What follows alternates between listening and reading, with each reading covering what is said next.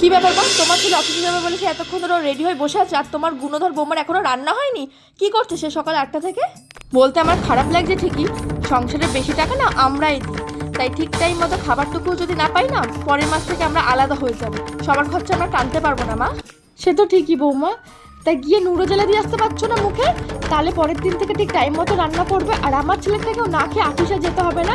যাও, ভালো করে মুখে একদম নুরো জেলা দিয়ে আসো, যাও তো যাও। দেখছি তোমার বড় বৌমাকে আমি। দিদি, তোমার এখনো পুঁটি মাছ কাটা হয়নি? ছোট, আমি তো ডালটা বসিয়ে এসেছি, আর এই পুঁটি মাছগুলো কেটে চচ্চড়ি করলেই হয়ে যাবে। তারপর নয় ঠাকুরপক্ষে অফিসে যাবে। তুই একটু দাঁড়া, আমি তাড়াতাড়ি করে এই মাছগুলো কেটে দিই, একটু দাঁড়া। বলতে আমার খারাপ লাগছে ঠিকই, পরের মাস থেকে তোমাদের সংসার তোমরাই চালিও, আমরা টানতে পারবো না। ঠিক টাইম মতো যদি খাবারটুকুই না পাই, তাহলে আমাদের আর কিছু বলার নেই। এবার থেকে তোমাদেরটা তোমরাই বুঝে নিও। ছোট,